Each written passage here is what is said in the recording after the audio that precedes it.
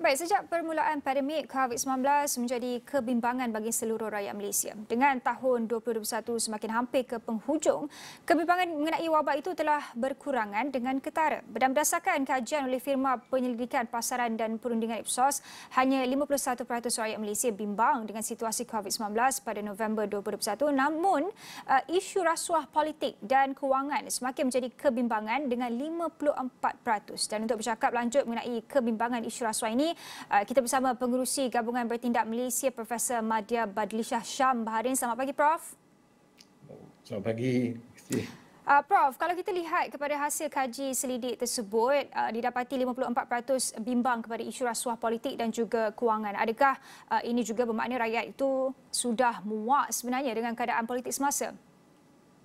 Ya, dia sebenarnya rakyat memang bangkit menentang rasuah ni kerana rakyat melihat rasuah ini sudah menjadi barah dalam masyarakat. Dia dah menjadi endemik. Mana dia berluasa di semua peringkat, sama ada di peringkat sektor awam ataupun sektor swasta. Jadi kalau tidak dibendung masalah ataupun gejala rasuah ini, maka dikhawatiri negara ni akan menjadi suatu a failed state lah, negara yang gagal, negara yang mana akan ada hutang piutang yang terlampau tinggi dan juga akan menjejaskan ekonomi serta sara hidup rakyat itu sendiri. Bila berlaku ketirisan, kebocoran yang banyak dalam dalam projek ataupun dalam bajet ataupun dalam kewangan di semua peringkat, maka yang tinggal untuk rakyat, untuk pembangunan negara sebenarnya akan bertambah sedikit. Jadi oleh itu perkara ni dia akan jangka panjang, jangka sederhana, jangka panjang, dia akan beri kesan yang besar kepada pembangunan negara dan juga sara hidup rakyat. Itu yang rakyat bangkit tu untuk menyatakan bahawasanya rasuah ni kita kena perangi, kita kena basmikan dia, kita kena tolak dia dan kita kena hapuskan dia seboleh mungkin daripada bumi Malaysia ini.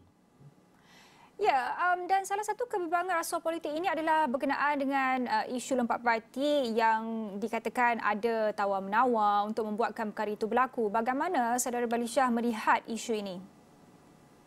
Ya, isu ini memang kita tak nafikan boleh berlaku. Jadi oleh itu seingat saya dulu ada kerajaan membincangkan tentang satu plan anti rasuah, itu National Anti Corruption Plan.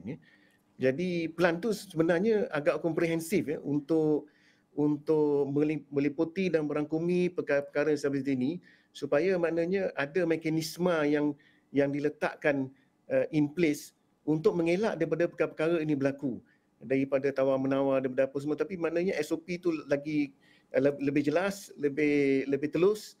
Jadi insya-Allah ini akan ada mekanisme dan juga prosedur yang mana boleh mengelak daripada perkara ini berlaku. Ini penting. Dan juga satu perkara lagi yang saya ingin tekankan, peranan penguatkuasaan tu, peranan contohnya agensi penguatkuasaan seperti SPRM dan sebagainya, peranan mereka ni pun penting.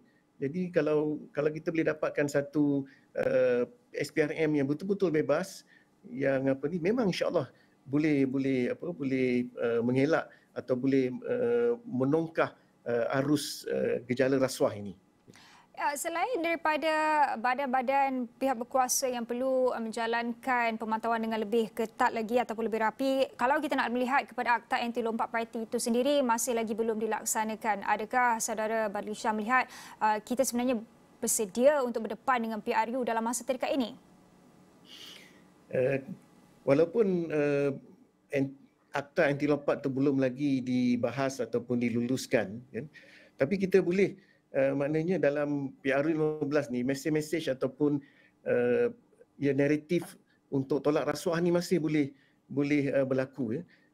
Saya bersama dengan kempen Rasuah Busters yang dipelopori oleh Datuk Samuddin Yaakob, kami memang sekarang ni pun akan buat konvoi yang akan turun ke Padang, turun ke negeri di semua pelosok negara untuk kita terangkan tentang bahayanya gejala rasuah ini. Supaya maknanya rakyat faham tentang bahaya gejala rasuah, perlu kesedaran untuk kita membasmi gejala rasuah ini dan juga perlu untuk kita melantik pemimpin yang bukan mengamalkan rasuah. Jadi oleh itu, ini antara mesej-mesej naratif yang kami akan bawa ke bawah itu, dan ini penting supaya maknanya rakyat sedar bahawanya kesejahteraan mereka dan juga kesejahteraan negara boleh bermula dengan baik jikalau kita boleh menolak gejala rasuah ni.